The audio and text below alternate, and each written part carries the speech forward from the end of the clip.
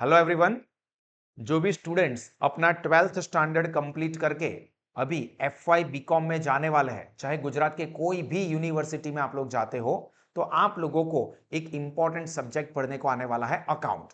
और ये account subject के अंदर आपके फंडामेंटल्स बहुत ही स्ट्रांग हो, ये बहुत जरूरी है। क्योंकि अगर वो चीजें समझ में आएगी तो ही आगे के लेक्चर में हम लोग हमारे सिलेबस के जो कंटेंट है वो पढ़ेंगे, तो आप और अच्छे से समझ पाओगे। तो इस वक्त हम लोग हमारे अकाउंट के फंडामेंटल्स की सीरीज कर रहे हैं, जिसमें लास्ट वाले सेशन में पार्ट 1 में हमने कुछ चीजों को डिस्कस किया था, वो मैं आपको क्विकली रिवाइज भी करवाऊंगा। और फिर आज के सेकंड पार्ट में हम लोग आगे की चीजें डिस्कस करने वाले हैं। And this is fundamental session, जो कि आप लोगों के अकाउंट सब्जेक्ट के स्ट्रॉन्ग बेस के लिए बहुत जरूरी है। Okay, so I welcome all the students studying in offline mode, जो अभी क्लास में बैठ के पढ़ रहे हैं, या ऑनलाइन लाइव मोड, या जो भी स्टूडेंट्स साहस एप्लीकेशन पर या ये स्टार्टिंग के सेशंस हमारे यूट्यूब चैनल पर भी देखते हो, सब लोगों का स्वागत है साहस इंस्टीट्यूट में। और इस वक्त हम लोग हमारे अकाउंट के फंडामेंटल्स की सीरीज जो डिस्कस कर रहे हैं, उसमें लास्ट वाले सेशन में हमने जो डिस्कस किया था वो मैं क्विकली स्टार्टिंग के 2 मिनट में आपको रिवाइज करवा देता हूं। सबसे पहले अकाउंट की शुरुआत होती है from the identification of transaction, व्यवहार ने ओळखवा। अभी जो ट्रांजैक्शन होता है मतलब व्यवहार, वो दो टाइप के हो सकते हैं, एक नॉन इकोनॉमिक ट्रांजैक्शन एंड दूसरे होते हैं इकोनॉमिक ट्रांजैक्शन। मैंने लास्ट सेशन में गुजराती में भी समझाया था, बट मैं जो पढ़ा रहा हूं वो इंग्लिश लैंग्वेज में, जो स्टूडेंट्स अपनी कॉलेज करने वाले FY बीकॉम में इंग्लिश लैंग्वेज में पढ़ने वाले हैं उन लोगों के लिए है। हो सकता है कि गुजराती मीडियम के बैकग्राउंड वाले स्टूडेंट्स भी अब आगे पढ़ाई इंग्लिश लैंग्वेज में करने वाले हो, और इंग्लिश में ही करना चाहिए, मेरा स्ट्रॉन्ग रेकमेंडेशन है। इसका रीजन भी समझ लो आप।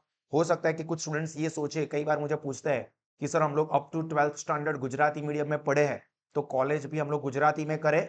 कर सकते हो, बट दिक्कत क्या हो जाएगी, आगे चल के आप कहीं पर भी जॉब के लिए जाओगे या अकाउंटिंग अपने खुद के बिजनेस का करोगे, तो कंप्यूटर में गुजराती नहीं होता है, टैली में गुजराती नहीं होता है, ત્યાં દેવાદારો એવું नहीं લખાય, डेटर्स ही लिखना पड़ेगा।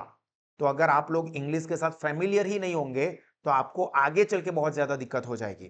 तो जो भी स्टूडेंट्स इवन गुजराती मीडियम में पढ़े अप टू 12th स्टैंडर्ड, એ વિદ્યાર્થીઓ પણ હવે કોલેજનું સ્ટડી તો ઇંગ્લિશ લેંગ્વેજમાં જ પ્રિફર કરજો, બરાબર? હા, તમને એવું બની શકે કે સર અમને ગુજરાતીમાંથી ઇંગ્લિશમાં સમજવામાં તકલીફ નહીં પડે. હા, સ્ટાર્ટિંગમાં થોડી તકલીફ પડશે, પણ એની માટે અમારા બધા જ સબ્જેક્ટ્સના ગુજરાતી ટુ ઇંગ્લિશ કન્વર્સેશનના વિડીયોઝ છે, બધા લેક્ચર્સ જે છે એની અંદર પણ અમે જે રીતે लैंग्वेज यूज કરીએ છીએ समझावा માટે, गुजराती, हिंदी, इंग्लिश, आपको सारी चीजें समझ में आएगी। आप खुद मेरे लेक्चर ऑब्जर्व करोगे तो હું થોડું ગુજરાતીમાં બોલું છું, मैं थोड़ा हिंदी में भी बोलने लगता हूँ, and even I speak in English, but आपको सारी चीजें समझ में आएगी।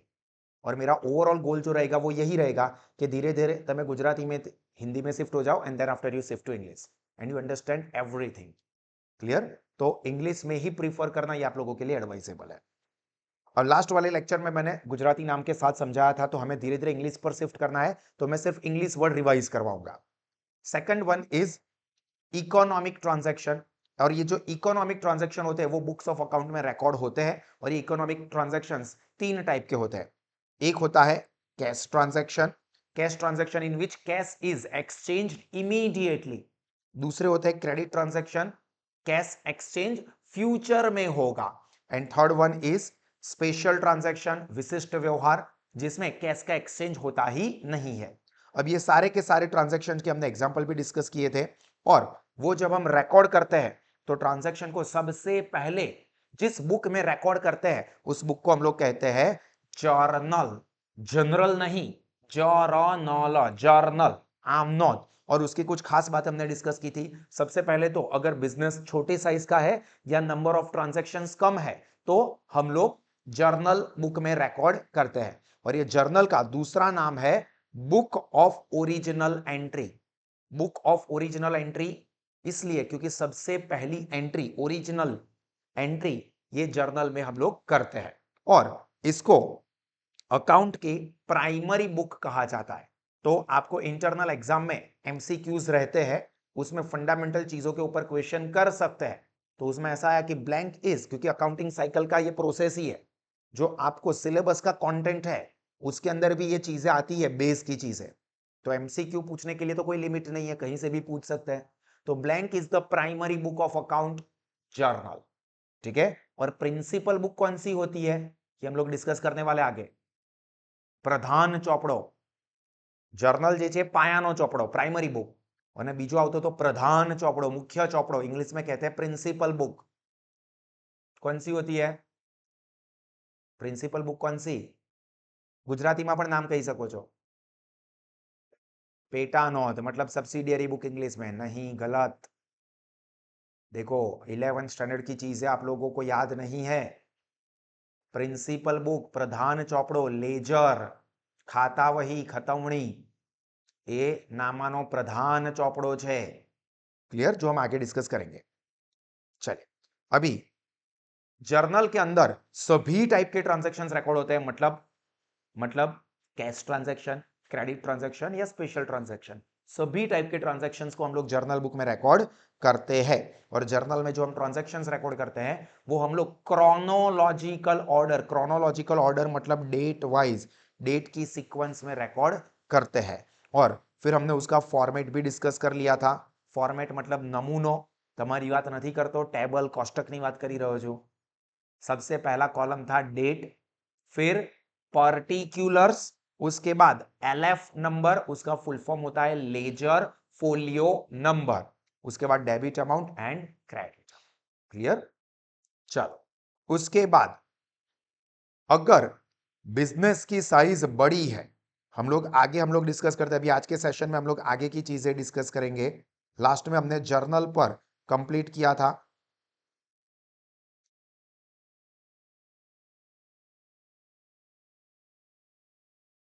तो यहां पर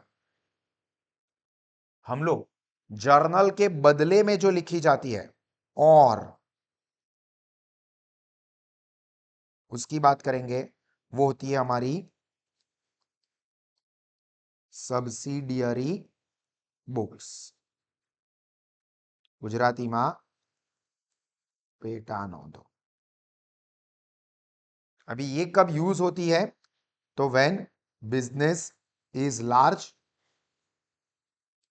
बिजनेस लार्ज साइज का हो, या तो number of transactions are more, बहुत सारे ट्रांजैक्शंस होते हैं तो एक ही बुक में लिखने में दिक्कत हो जाएगी। अभी आपको मैं समझाता हूं। एफवाई बीकॉम की, चलो एफवाई बीकॉम में तो अभी आपको सब्जेक्ट वगैरह सब जानना बाकी है, तो हम लोग पास्ट का एग्जांपल लेते हैं। 12th स्टैंडर्ड, आपने अपना 12th स्टैंडर्ड कंप्लीट किया, उसमें अकाउंट, स्टैटिस्टिक्स, इकोनॉमिक्स, ओसीएम यानी कि BO, Gujarati, Hindi, English, SPCC, computer, बहुत सारे सब्जेक्ट्स थे। तो आप लोग क्या करते थे? हर एक सब्जेक्ट के लिए अलग अलग बुक बनाते थे या एक ही बुक के अंदर सारे के सारे सब्जेक्ट की चीजों को लिख देते थे? अलग अलग बुक्स बनाते थे। ऐसा क्यों करते थे? काई को? काहे? बताओ, आप लोगों को मैं आंसर पूछ रहा हूं। सबको पार्टिसिपेशन करना है। કેમ એવું કરતા હતા? લોજિકલી વિચારો ને, તમે કર્યું તો છે। સર સરે કીધું તો ને એટલે અમે તો કરી દીધું, અમે એવું બધું નહીં ખબર। क्यों किया होगा? વાંચવામાં સરળ પડે। કેવી રીતે સરળ પડી શકે? બરાબર વાત છે।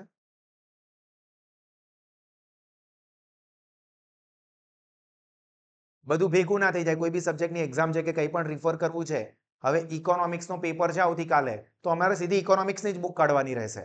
એની અંદરથી ઇકોનॉमिक्स મળી જશે, એવું ટેન્શન नहीं होगा। આની અંદર સ્ટેટિસ્ટિક્સ भी છે, अकाउंट પણ છે, एसपी भी છે, बीओ भी છે, और हमको फाइंड आउट करना है।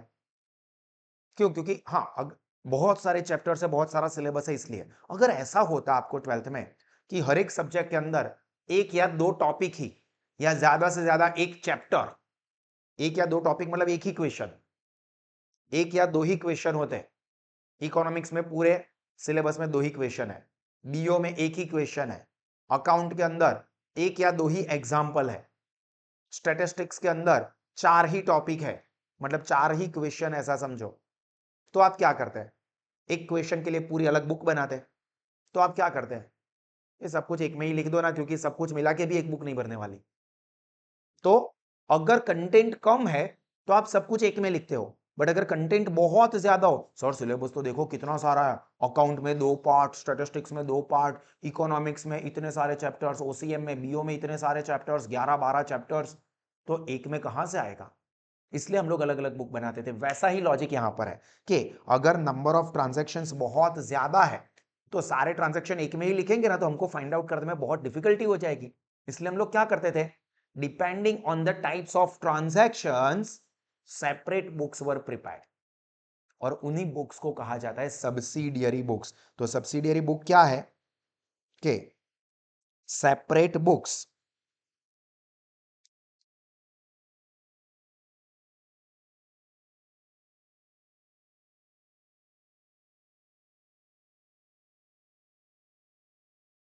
Are prepared to record different types of transaction. अलग अलग टाइप के ट्रांजैक्शंस रिकॉर्ड करने के लिए अलग अलग बुक्स बनाई जाती है जिनको हम कहते हैं सब्सिडियरी बुक, पेटा नोट। तो अब मेरा नेक्स्ट क्वेश्चन, सब्सिडियरी बुक्स कितने टाइप की थी? પેટા નોંધના કેટલા પ્રકાર હતા? ખાલી કેટલા જ પૂછ્યું છે, હજુ કયા કયા પર તો ગયા જ નથી. How many types of subsidiary books were there 11th standard में? वैसे अभी भी उतनी ही है, 2. ओके, गलत है आंसर। और कोई? भाई मैं 11th की चीजें ही पूछ रहा हूँ सर। આ બધું તમે શું બોલો છો? અમને તો એવું લાગે છે કે અમે કોઈક નવી દુનિયામાં આવી ગયા। याद रहना चाहिए,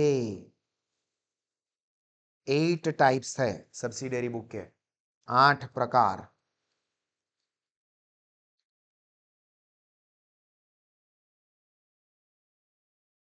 8 પ્રકારની સબસિડિયરી બુક્સ તમને આવતી હતી।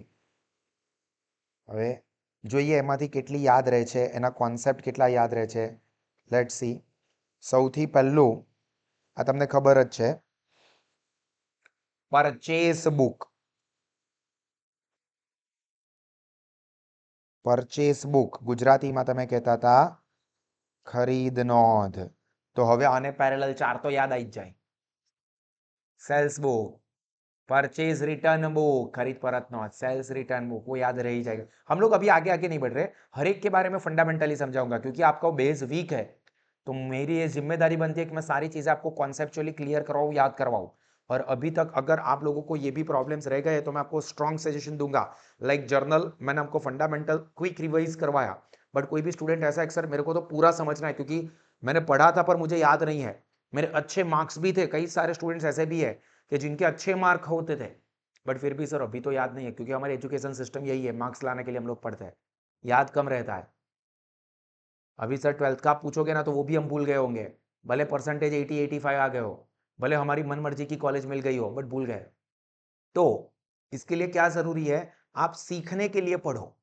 अब ये जर्नल एंट्री वाला जो चैप्टर है वो आपको ऐसा है कि सर मेरे को फंडामेंटली पूरा चैप्टर सीखना है, तो इसका तकरीबन 40 या 45 मिनट का सुपर रिवीजन वीडियो हमारी यूट्यूब चैनल सास इंस्टीट्यूट ऑफ कॉमर्स की जो यूट्यूब चैनल है उसमें 11th कॉमर्स के प्लेलिस्ट में रखा है, आप उसको देखना। उसमें फंडामेंटल चीजें जर्नल, सिर्फ जर्नल एंट्री की बात की है वो 40 मिनट्स में, और हर एक टाइप के ट्रांजैक्शंस, हर एक टाइप के ट्रांजैक्शंस की जर्नल एंट्री लिख के भी समझा है, तो आपको पूरा जर्नल एंट्री अच्छे से याद रह जाएगा। और उसी तरह से ये सब्सिडियरी बुक के भी सुपर रिवीजन सेशंस अवेलेबल है। ठीक है, चलो परचेस बुक में कौन से टाइप के ट्रांजैक्शंस रिकॉर्ड होते हैं? Let's see. खरीद नोंधમાં કયા વ્યવહારો નોંધાય? क्रेडिट, क्रेडिट परचेस ट्रांजैक्शन तो आधा है, कुछ इंफॉर्मेशन मिसिंग है। क्रेडिट परचेस ट्रांजैक्शन उसने बोला, ऑनलाइन वाले पे सर क्रेडिट परचेस सही तो बोला है। चलो क्रेडिट परचेस अगर सही है तो मैं ये बोलता हूं कि परचेस्ड मशीन और फर्नीचर मींस एसेट, मिलकत ऑफ ₹50,000 ऑन क्रेडिट। मिलकत 50,000 रुपयाની સાખ પર ખરીદી, तो શું खरीद नोंधમાં परचेस बुक में वो रिकॉर्ड करेंगे? क्यों नहीं करेंगे? आपने तो बोला क्रेडिट ट्रांजैक्शन, क्रेडिट परचेस तो बोला, तो मैंने ये क्रेडिट परचेस ही बोला ना। सर ये असेट है तो क्या वर्ड आपने मिस कर दिया? Goods. Credit purchase of goods transactions are recorded. तो यहां पर रिकॉर्ड क्या होगा? Credit purchase of goods are recorded in purchase book. याद आया? चलो, परचेज बुक का फॉर्मेट याद है? खरीद नोंधनो नमूनो, बोलो।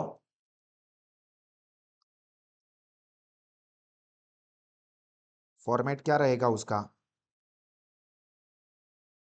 डेट, फिर जिसके भी पास से हम लोग खरीदते हैं એનું નામ, પણ એને શું કહેવાય? जिनके भी पास से हम गुड्स परचेज करते हैं वो होते हैं हमारे सप्लायर। नेम ऑफ સપ્લાયર ગુજરાતીમાં પણ લખાય, ચિંતા ના કરશો. વેપારીનું નામ. યાદ આવ્યું કઈ? આવું કંઈક લખતા હતા તમે? હા સર, ટીપુ સુલતાનના જમાનાની વાતો છે, યાદ કરીએ છે. उसके बाद એના પછીનું ખાનું डब्बा चब्बा, इनवर्ड इनवॉइस नंबर इंग्लिश में, गुजराती में आवक भरतिया नंबर, इंग्लिश में कहते हैं उसको इनवर्ड इनवॉइस नंबर. उसके बाद એના પછીનું તો કોમન છે, એલએફ નંબર, ડાયરેક્ટ અમાઉન્ટ નહીં, ખાપા નંબર. કેટલું બધું ભૂલી ગયા છો. और उसके बाद अभी फाइनल आप जो बोल रहे हो वो कब से? अमाउंट, रकम, रुपया.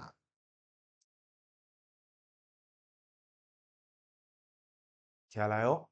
આ રીતનું ટેબલ આવતું હતું. क्या ટેબલ रहेगा? Date, name of supplier, inward invoice number, ledger folio number and amount rupees. Clear? चलो अभी बात करते हैं सेकंड सब्सिडियरी बुक जो इसके पैरेलल है, मैच है, वही हम लोग पहले बात कर लेते हैं. Purchase return book. Purchase return book, खरीद परत नोंध. चलो, इसमें कौन से ट्रांजैक्शंस रिकॉर्ड होते थे? ऑब्वियसली ऊपर क्रेडिट परचेस ऑफ गुड्स वाले, तो वो क्रेडिट परचेस किया हुआ गुड्स रिटर्न करेंगे, उधार खरीदेल माल परत करवानो आवे तो खरीद परत नोंधમાં લખાય. Credit purchase goods return.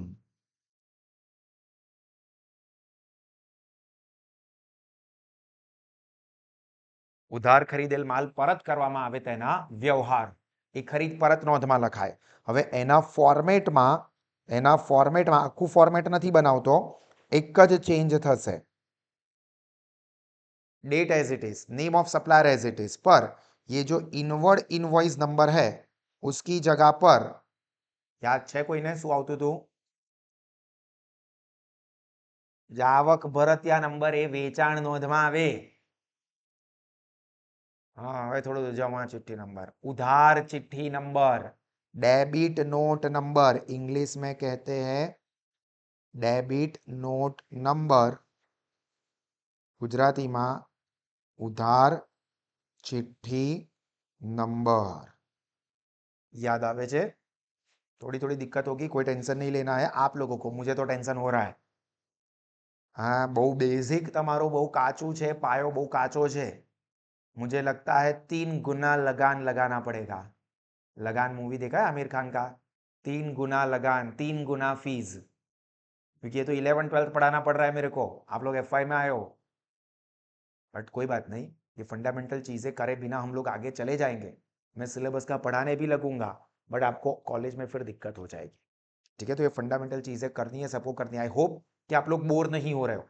ये बहुत काम की चीज है. ऑनलाइन वाले, ऑफलाइन वाले, या एप्लीकेशन वाले, या यूट्यूब पर देखते हो, ध्यान रखो ये चीजें मैं मेरे लिए नहीं करवा रहा हूं, आप लोगों के लिए करवा रहा हूं. This is not part of your syllabus directly, but this is very important base, क्योंकि उसके बिना कॉलेज में आपको फिर दिक्कत हो जाएगी. चलो नेक्स्ट, थर्ड,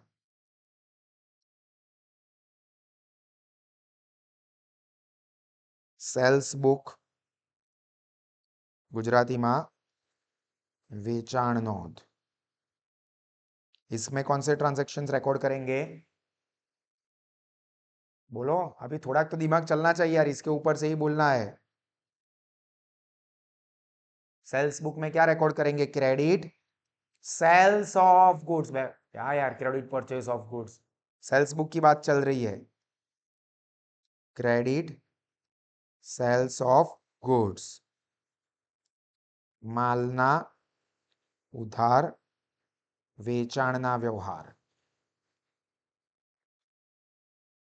क्लियर। अब इसका फॉर्मेट कैसा रहेगा?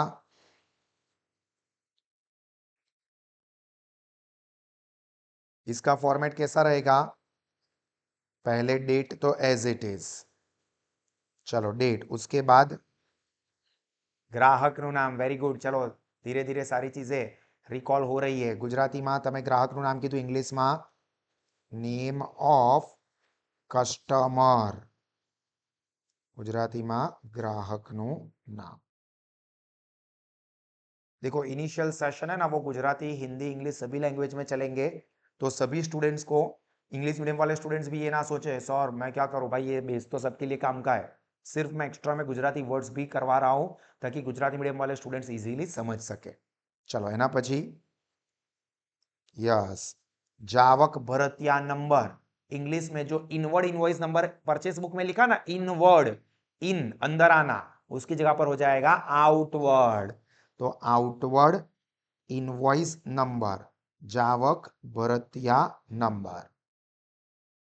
उसके बाद तो कॉमन ही है, एलएफ नंबर,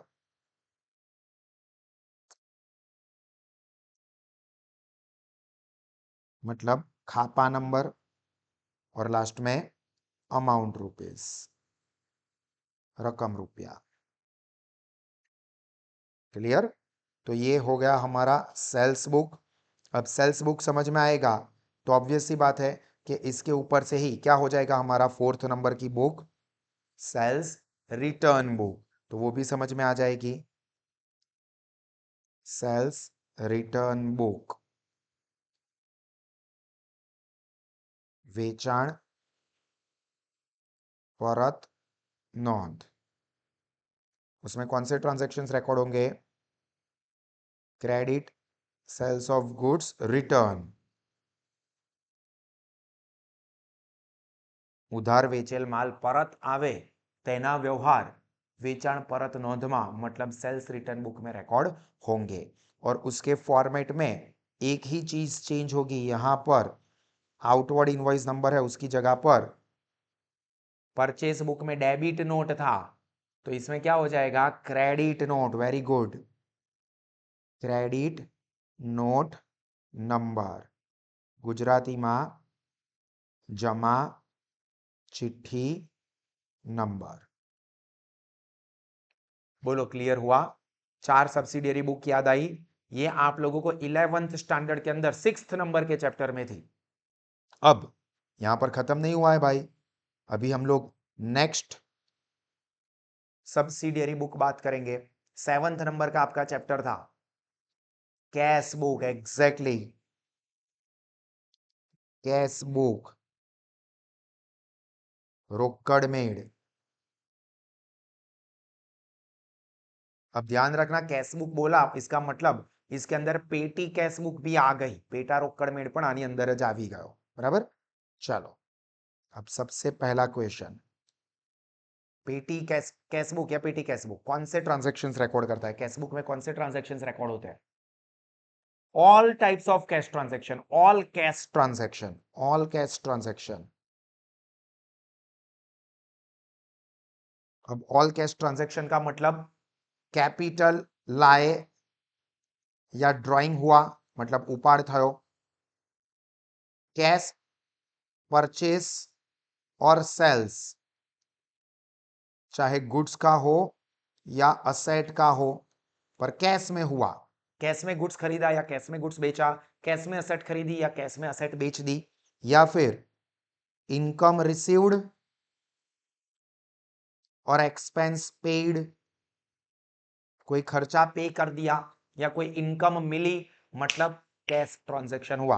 और इसके अंदर कैश का मतलब उसके अंदर बैंक भी आ गया। ठीक है, ये चीज ध्यान रखना।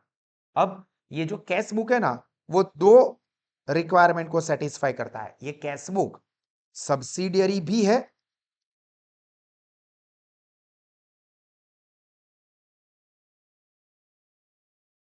एंड लेजर भी है, क्योंकि रोकड़ खातू वो रोकड़ मेड़ जैसा ही होता है। तो कैश बुक दोनों कैटेगरी में आता है, सब्सिडियरी बुक में भी आता है और लेजर में भी आता है आपके रेफरेंस के लिए। चलिए, कैश बुक के टाइप्स, कितने टाइप्स थे? कैश बुक ना કેટલા प्रकार હતા? बहुत सिंपल है, मैं हिंट दे दूंगा फिर याद आ जाएगा। चलो 3 हिंट આપી। એક એવું હતું, એક ખાનાવાળો રોકડ મેળ, 1 કોલમનર કેશ બુક, પછી 2 ખાનાવાળો રોકડ મેળ અને 3 ખાનાવાળો રોકડ મેળ। બહુ જ મોટો, તમારા ચોપડાથી શરૂઆત કરો અને ટેબલ પૂરું થાય બાજુવાળાના ચોપડામાં। 14 कॉलम्स बनते थे। सर 3 कॉलमनर बोल रहे हो और 14 कॉलम का टेबल ड्रॉ करवा रहे हो। 3 कॉलम अमाउंट के लिए, बाकी तो सारे अलग है ही।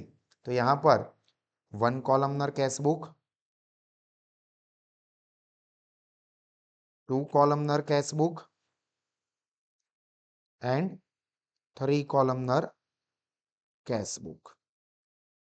ठीक है, 1 कॉलम मतलब जिसमें सिर्फ कैश का कॉलम हो, 2 कॉलमनर में कैश हो एंड बैंक हो, या फिर कैश एंड डिस्काउंट हो, या फिर बैंक एंड डिस्काउंट हो। कोई भी कॉम्बिनेशन इसमें से हो सकता है। जबकि 3 कॉलमनर में तो तीनों आ जाएंगे, कैश, बैंक, डिस्काउंट। तो हम लोग फॉर्मेट सीधा जो सबसे बड़ा वाला पार्ट है उसी का डिस्कस कर लेते हैं। कैश बुक नो पेज को हम लोग पहले बीच में से फोल्ड करते थे।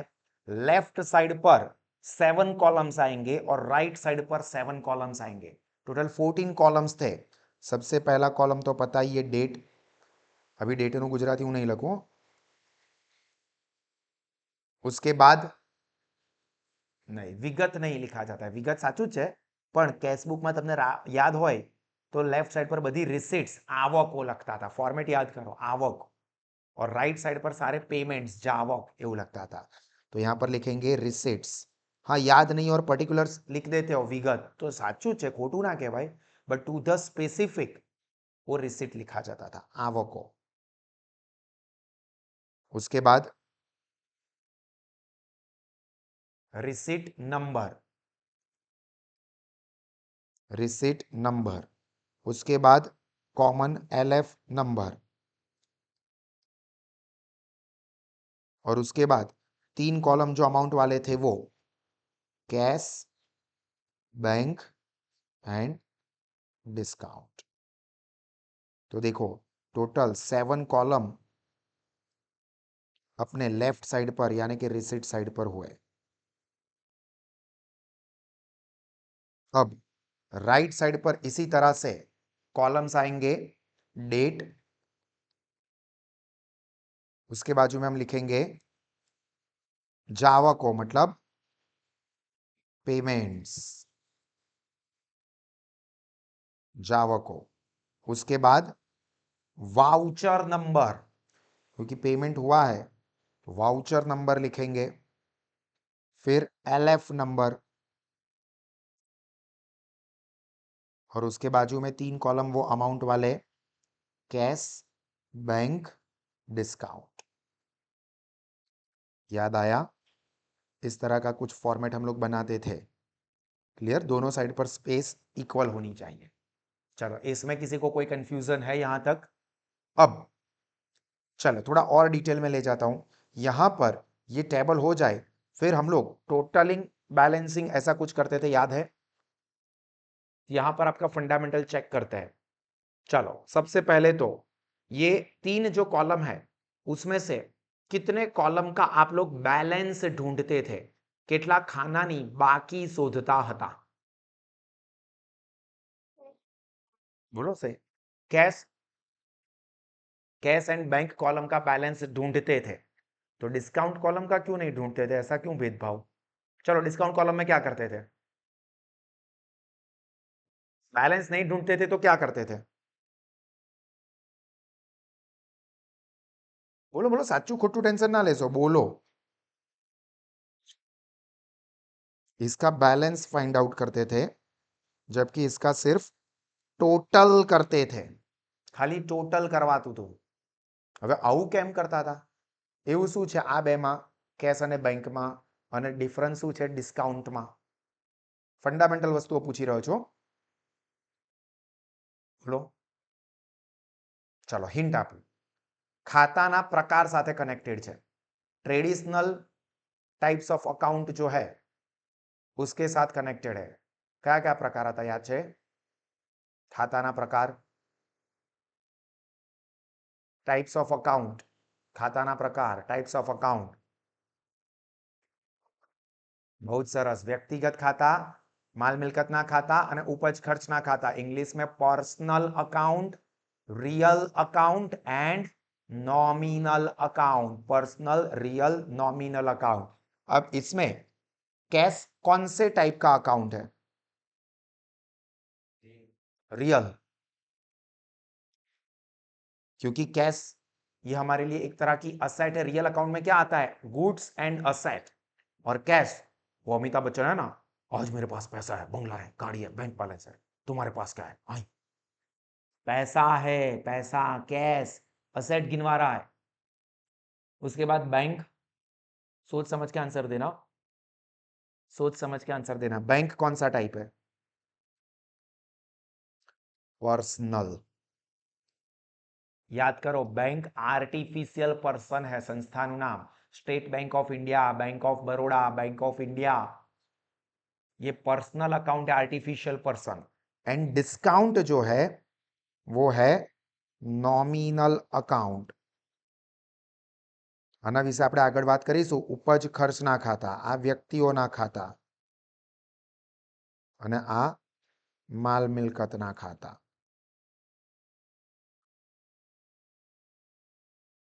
હવે જે માલ મિલકતનું ખાતું હોય અને વ્યક્તિઓનું ખાતું હોય, આનું બેલેન્સ ફાઇન્ડ આઉટ થાય. ફાઇન્ડ બેલેન્સ मतलब बाकी शोधाय, नॉट फाइंड बैलेंस.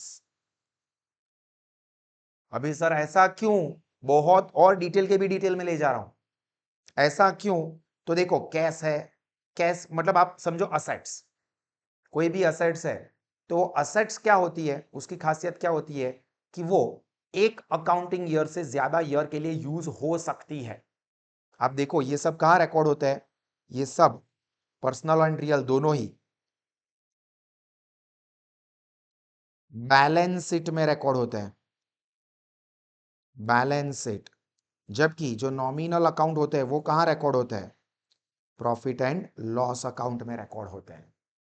अब बैलेंस शीट में रिकॉर्ड किया, इसका मतलब क्या कि नेक्स्ट ईयर में ये आगे कैरी फॉरवर्ड होगा. बैलेंस शीट નો મતલબ જ હોય કે આ વર્ષની આપણી સ્થિતિ જે આવતા વર્ષે રહેશે. एग्जांपल के तौर पर, फॉर एग्जांपल सास इंस्टीट्यूट में ये डिजिटल सिस्टम जिस पे मैं पढ़ा रहा हूँ, ये डिजिटल सिस्टम जिस पे आप लोग देख रहे हो, ये कैमरा सिस्टम है, प्रोजेक्शन सिस्टम है, बेंच है, एयर कंडीशंस है, ये सारी हमारी क्या है?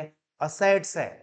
अब ये असेट्स सिर्फ स्पेसिफिक ईयर के लिए एक बैच के लिए यूज हो सकती है. मतलब ये बेंच खरीदी है तो ये सिर्फ आप लोगों की बैच के लिए है. आप लोगों की बैच खत्म मतलब ये बेंच खत्म, પછી નવી ઘોડી નવો દાવ, નવી बैच नवी बेंच. ऐसा होगा कि यार ये बेंच फिर से रीयूज होगी, यूज होगी. तो ये हमारी क्या है? असेट है जो कि बैलेंस शीट में लिखी जाती है. जबकि नॉमिनल अकाउंट, उपज खर्चना खाता, उसमें क्या होता है कि जो पीरियड के लिए आपने एक्सपेंस या इनकम की है वो उस स्पेसिफिक पीरियड के लिए ही रहेगी. मतलब मैंने फॉर एग्जांपल इस महीने का लाइट बिल पे कर दिया तो वैसा बस ये महीने का लाइट बिल पे कर दिया ना, अभी तो 4-5 साल तक तो चलेगा ही नहीं. चलेगा, अगले महीने फिर से लाइट बिल आ जाएगा. मैडम है तो मैडम स्टाफ मेंबर, उनको सैलरी मैंने इस महीने पे कर दी, अब तो वो 4-5 साल तक सैलरी ही नहीं मांगेंगे. बैलेंस में कैरी फॉरवर्ड करता रहूंगा. होगा ऐसा? आप लोगों ने फीस पे की एफवाई बीकॉम की, बस सर एफआई की फीस पे कर दी ना, बस अभी तो पूरा कॉलेज खत्म हो जाएगा, तब तक पैसे मत मांगना. अगले साल सेकंड ईयर में आओगे, लाओ भाई फीस लाओ. तो इनकम या एक्सपेंस वो स्पेसिफिक ईयर के लिए ही होती है, वो आगे कैरी फॉरवर्ड नहीं होती है. તો એની બેલેન્સ શોધાય નહીં, કારણ કે આવતા વર્ષે નથી યુઝ થવાનો. એનું ખાલી ટોટલ થઈ જાય અને ટોટલ પછી P&L માં રેકોર્ડ થઈ જાય. બરાબર? જસ્ટ તમારા જાણકારી માટે. तो कैश और बैंक का बैलेंस फाइंड आउट किया जाता है. चलो अभी उसके अंदर और जाते हैं. कैश का कौन सा बैलेंस हो सकता है? कैश का बैलेंस हम लोग फाइंड आउट करेंगे, वो बैलेंस ऑलवेज कौन सा होगा? Always debit balance. कैश का ऑलवेज डेबिट बैलेंस होगा। डेबिट बैलेंस कौन सी सिचुएशन में आपको मिल सकता है? એટલે સરવાળો કરો, કઈ બાજુનો સરવાળો વધારે હોય તો ડેબિટ બેલેન્સ કહેવાય, અને કઈ બાજુ પર લખાય એવું હું પૂછી રહ્યો છું. ઉધાર બાકી ક્યારે કહેવાય? લેફ્ટ સાઈડ મતલબ રિસીટ સાઈડ અને payment side, date credit side ના સરવાળામાંથી કોનો સરવાળો વધારે હોય તો ડિફરન્સની અમાઉન્ટ કઈ બાજુ લખો તો એને डेबिट बैलेंस कहवाए. रिसीट मतलब डेबिट साइड का टोटल ज्यादा हो क्रेडिट साइड की कंपैरिजन में तो डिफरेंस की अमाउंट को हम लोग डेबिट बैलेंस बोलेंगे, लिखा जाएगा क्रेडिट साइड पर उसको बोलते हैं डेबिट बैलेंस. जबकि हम बैंक अकाउंट की बात करें तो सर आप કેટલું બધું સાપ સીડીની રમત જેવું દેખાય છે, તમે બધા ચિતરવાડા કરો છો. इस वीडियो को देखने का और लिखने का मैंने प्रॉपर लिखी हुई नोट्स की पीडीएफ ऑलरेडी आपको भेज दी है. ठीक है, ये मैं आपको ज्यादा से ज्यादा समझाने के लिए मैं सारी चीजों को लिख रहा हूं. बैंक का कौन सा बैलेंस हो सकता है? डेबिट और क्रेडिट दोनों हो सकते हैं. डेबिट बैलेंस है तो उसको बैंक बैलेंस कहते हैं, और अगर क्रेडिट आया तो उसको यस एग्जैक्टली बैंक ओवरड्राफ्ट कहते हैं. क्लियर? डन? चलो थोड़ा और जाना है डिटेल में इसके. ये सर क्या बोल रहे हो आप, पका रहे हो आप, बंद करो ये सब, समझाओ आगे. चलो इंटरेस्ट है तो अच्छी बात है, नहीं आता इट्स ओके, पर सीखना है सर हमको, इंटरेस्ट है तो हम लोग डिस्काउंट की भी बात कर लेते हैं. चलो यहां से अभी मैं एरो ले जाता हूं डिस्काउंट के लिए. डिस्काउंट को हम लोग समझते हैं. डिस्काउंट के मेनली कितने टाइप है एंड कौन कौन से? डिस्काउंट मतलब वटाव. वेरी गुड, बहुत सरस. પણ એના પહેલા એક પ્રકાર છે, હજુ આપેલ અને મળેલ વટાવ એ એક વટાવના બે પ્રકાર છે. પહેલા બે પ્રકાર પડશે અને પછી એમાંથી એક વટાવના આ બે પ્રકાર પડશે, આપેલ અને મળેલ. बहुत अच्छा, बहुत बढ़िया. Trade discount and cash discount, વેપારી વટાવ અને રોકડ વટાવ. યાદ આવે છે? આ બધા શબ્દો તમે ભણી ગયેલા છો. મને એવું લાગે છે કે મારે એવું કહેવું પડશે કે તમે તમારા 11th ના ટીચર પાસે જજો, થોડીક ફીસ પાછી लेजो અને મને આપજો. नहीं, सभी टीचर्स ने पढ़ाया, ये सारी चीजें कोई भी टीचर हो समझाते हैं, आप लोगों को याद नहीं है क्योंकि आपने उसको फिर से रिपीटेशन नहीं किया, इसलिए मैं फिर से बोलूंगा. हाँ हो सकता है कि आपको वो फैसिलिटी ना मिली हो, बट अभी तो आपके पास फैसिलिटी है, सारे के सारे वीडियोस है. स्पेसिफिकली ये डिस्काउंट के ऊपर डिटेल में समझना है तो उसका भी मैंने वीडियो यूट्यूब पर फ्री में रखा हुआ है सबके लिए. ठीक है, टाइप्स ऑफ डिस्काउंट का वीडियो है, डिटेल में है, वो आप देख सकते हो. इसके दो टाइप होते हैं. पहला trade discount, trade discount Gujarati में वेपारी वटाव, और दूसरा कैश डिस्काउंट, रोकड़ वटाव. अभी इसकी कुछ खास बातें डिस्कस कर लेते हैं. ट्रेड डिस्काउंट कौन से ट्रांजैक्शन पर कैलकुलेट होता है? क्या व्यवहार पर ट्रेड डिस्काउंट गणाय? साखना मतलब क्रेडिट. बस कैश ट्रांजैक्शन बचे तो कैश ट्रांजैक्शन पर ट्रेड डिस्काउंट कैलकुलेट हो सकता है या नहीं? बहुत बढ़िया.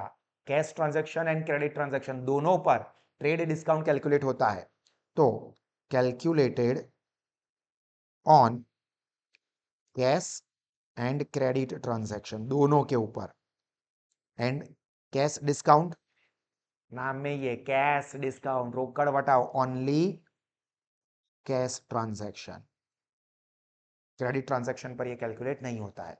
इसकी एक खास बात, ये कैलकुलेट होता है बट बुक्स ऑफ अकाउंट में रिकॉर्ड नहीं होता है. याद करो, आपने कहीं पर भी ये ट्रेड डिस्काउंट रिकॉर्ड नहीं किया है. सर अभी हमने ऊपर डिस्काउंट रिकॉर्ड किया ना, तो ये जो है ना, ये डिस्काउंट अलाउड और ये डिस्काउंट रिसीव्ड ये कैश डिस्काउंट के टाइप है। तो जो हम रिकॉर्ड करते हैं ना, वो सिर्फ और सिर्फ कैश डिस्काउंट रिकॉर्ड करते हैं। तो ये कैश डिस्काउंट कैलकुलेट भी होता है एंड रिकॉर्ड भी होता है। और ये जो रिकॉर्ड करते हैं वो दो नाम से रिकॉर्ड होते हैं, दो टाइप है। एक डिस्काउंट अलाउड, जो आप लोगों ने बोला पहले, वो आपेल वटाओ। आपेल वटाओ हमारे लिए एक्सपेंस है, एक्सपेंस और लॉस, सो ये हमेशा डेबिट होता है। और जानकारियां दे रहा हूं, ठीक है। जितनी जानकारी अच्छे से इंटरेस्ट से सुनोगे, इसको रिफर करोगे, अकाउंट का बेस उतना स्ट्रांग होगा, आपको फिर जबरदस्त मार्क लाने से और अकाउंट फील्ड में आगे बढ़ने से कोई नहीं रोक पाएगा। एंड दूसरा है डिस्काउंट रिसीव्ड। ये सारी चीजें आपके सिलेबस का हिस्सा नहीं है, फिर से मैं बोल रहा हूं, बट फिर भी आप लोग यहां पर साहस पे पढ़ रहे हो, तो मेरा इंटरेस्ट ये रहेगा कि आपके पास परफेक्ट बढ़िया से बढ़िया नॉलेज हो, जो कि आपको आगे अच्छा रिजल्ट आने में हेल्प करे। वरना मेरा खुद का टाइम बच जाएगा, मैं सीधा सिलेबस की बात करूंगा तो जल्दी खत्म भी हो जाएगा, मैं भी फ्री हो जाऊंगा, बट आपको लॉन्ग टाइम इसका बेनिफिट नहीं मिलेगा। अच्छे मार्क्स स्कोर करने में, आगे बढ़ने में दिक्कत हो जाती है। बहुत सारे स्टूडेंट्स को ये होता है। पढ़ लिए, कई बार ऐसा होता है कि 85% 90% भी आ गए, बट इंटरव्यू में क्वेश्चन पूछा ना, याद ही नहीं है। 90% रट्टेबाजी करके तो ले आए, सीखे कुछ भी नहीं है। तो ऐसा ना हो, इसीलिए करवा रहा हूं। डिस्काउंट रिसीव्ड मडेल वटाओ, वो हमारे लिए इनकम है, गेन है, और वो क्रेडिट होता है। क्लियर? तो चलो, ये सारी बहुत सारी डिटेल जानकारी, हमने बहुत ज्यादा डिटेल में चले गए। देखो, ये सारी चीजें हमने डिस्कस की। अब थोड़ा कैश बुक का इतना जान लिया, तो एक और चीज भी जान ही लेते हैं। इसके अंदर ही आती है पेटी कैश बुक। और पेटी कैश बुक मतलब पेटा रोकड़ मेड़। उसमें ऐसा होता है कि जो मेन कैशियर होता है वो कुछ अमाउंट पेटी कैशियर उसको दे देता है, और वो छोटे छोटे एक्सपेंस का हिसाब रखता है।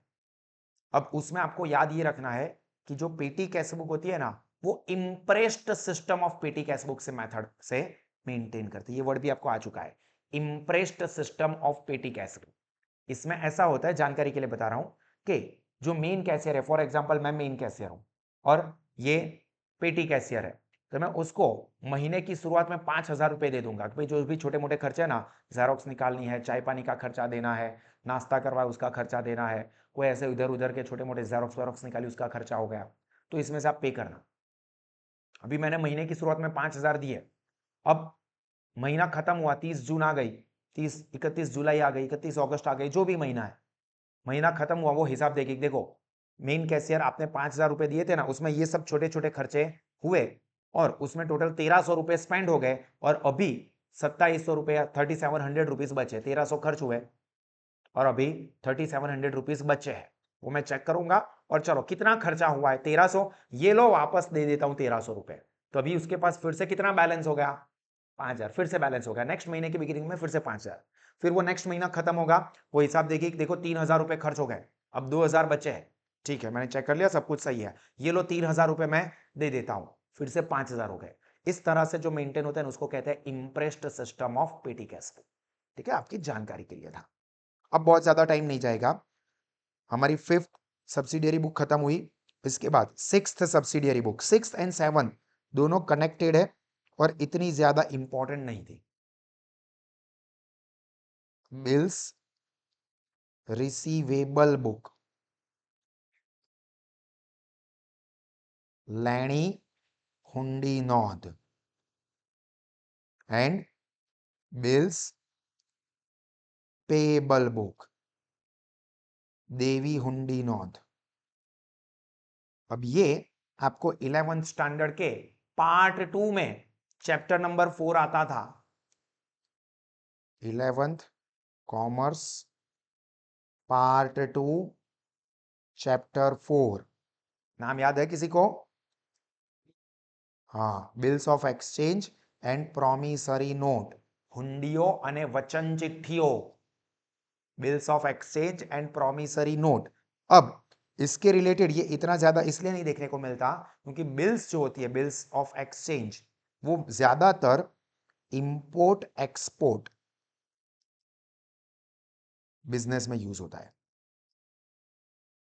ठीक है, क्योंकि इसमें जो बायर सेलर्स है वो अलग अलग कंट्री के होते हैं, तो उसमें पैसे वापस मिलेंगे या नहीं उसका रिस्क ज्यादा होता है। सेम कंट्री के है तो उसके घर पे भी जा सकते हैं, भाई लोगों को भी भेज सकते हैं, वसूली भाई। बट यहां से ऐसा है कि Australia, Canada, China, Africa collection के लिए जाना है। अभी अफ्रीका हम लोग चले गए, अब हम इत्तू से, और अफ्रीका के जो लोगों को हमने गुड्स बेचा था हमको पता ही नहीं था वो 6.5-7 फीट वाले बड़े बड़े पहलवान। तो उसमें हम क्या करते हैं, इंपोर्ट एक्सपोर्ट में बिल्स ऑफ एक्सचेंज यूज होता है। एंड द लास्ट वन, जिसका कोई नहीं होता उसका ऊपर वाला होता है। उसी तरह से यहां पर अकाउंट में जो ट्रांजैक्शन कोई भी सब्सिडियरी बुक में नहीं आए, ये 7 में से वो सब आएंगे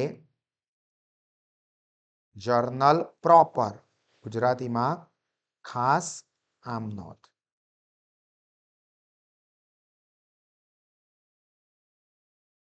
transactions not recorded in any other subsidiary book,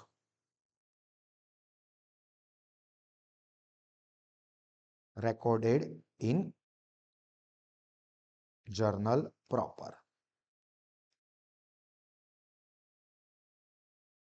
अब जर्नल प्रॉपर जो है उसका फॉर्मेट कैसा होता है, सेम एज आम नोंध मतलब जर्नल।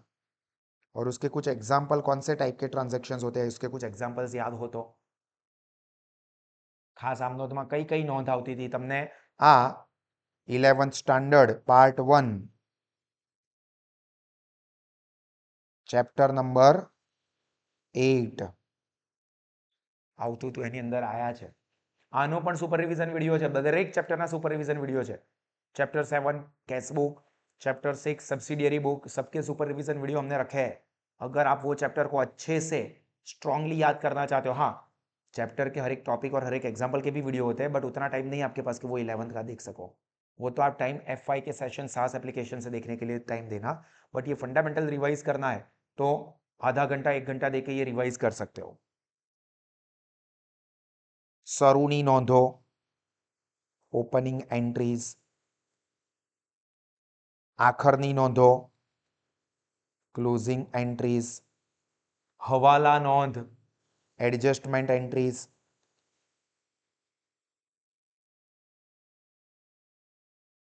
પછી ભૂલ સુધારણા નોંધ, રેક્ટિફિકેશન एंट्रीज।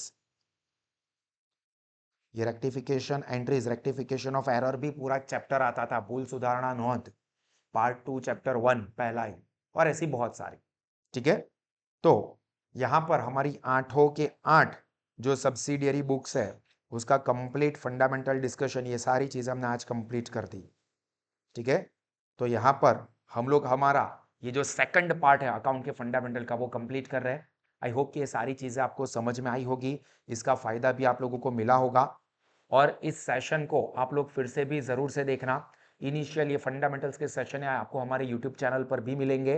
हमारे सास एप्लीकेशन के ऊपर सभी सब्जेक्ट के ऐसे फंडामेंटल सेशंस भी, और आपके FY BCom आप कोई भी यूनिवर्सिटी में हो, आपके सिलेबस के सारे study material, best study material, topic wise videos, super revision note, super revision videos, ये सारी चीजें हमारे ऑफलाइन सेंटर्स पे भी डिस्कस होती है। तो अगर कोई भी स्टूडेंट्स ऑफलाइन मोड में एडमिशन लेना चाहता है, जो वडोदरा में रहते हैं, वो लोग हमारे ये 3 जो ऑफलाइन सेंटर्स है यहाँ पर ज्वाइन कर सकते हैं। अगर वडोदरा में इस एरिया से दूर रहते हो या कोई और सिटी में रहते हो और लाइव लेक्चर अटेंड करना चाहते हो, तो ऑनलाइन लाइव लेक्चर्स भी चलते हैं। जो ऑफलाइन में अभी आप लोग पढ़ रहे हो उसी तरह से उसी टाइम पे सेम ऑनलाइन लाइव में भी आप लोग पढ़ सकते हो। और इस वक्त आप लोगों को जिस तरह से स्क्रीन पर दिख रहा है, बोर्ड पर दिख रहा है, बिल्कुल वैसा ही एक्सपीरियंस रहता है, ऐसा ही लगेगा जैसे आप लोग डिजिटल क्लासरूम में बैठ के पढ़ रहे हो। और तीसरा, और स्टूडेंट्स का फेवरेट, सास स्मार्ट स्टडीज एप्लीकेशन मोड से भी पढ़ सकते हो, जिसमें भी आप लोगों को सभी के सभी सब्जेक्ट के best study material unit wise, हर एक यूनिट के जो भी चैप्टर्स है उसके topic wise video sessions, pre recorded sessions, उसी तरह से हम लोग जो डेली क्लासरूम में पढ़ाते हैं ऑफलाइन लेक्चर्स होते हैं लेटेस्ट, जो ऑफलाइन में बच्चों को पढ़ाते हैं सेम वो भी वीडियोस आपको विद इन 24 आवर्स एप्लीकेशन के ऊपर मिल जाते हैं। एग्जाम के लिए super revision notes, revision videos, internal exam और एक्सटर्नल एग्जाम दोनों के लिए ये सारी चीजें अवेलेबल होती है और सभी मोड पर लोवेस्ट फीस में ये सारी की सारी फैसिलिटीज है। तो आप और आपके फ्रेंड्स इसका बेनिफिट जरूर से लीजिए। आप अपने दोस्तों को भी रेकमेंड कर सकते हैं जिन्होंने अभी तक ज्वाइन नहीं किया है। वो बीकॉम के एक्सलेंट एजुकेशन के लिए गुजरात की कोई भी यूनिवर्सिटी के लिए कहीं से भी पढ़ना हो तो लोवेस्ट फीस पर बेस्ट पर्सनलाइज्ड एजुकेशन मिलेगा। क्लियर? चलो तो यहां पर हम लोग हमारा सेशन एंड करते हैं। कोई डाउट, कन्फ्यूजन, शंका, कुशंका? सर बहुत टाइम थयो लघु शंका है। चलो डन। तो यहां पर हम लोग हमारा सेशन खत्म करते हैं। नेक्स्ट वाले लेक्चर में हम लोग इसको आगे ले जाएंगे और हम बात करेंगे लेजर पोस्टिंग, ट्रायल बैलेंस और फाइनल अकाउंट्स की। ठीक है, तो नेक्स्ट लेक्चर में मिलते हैं। Till then God bless you all.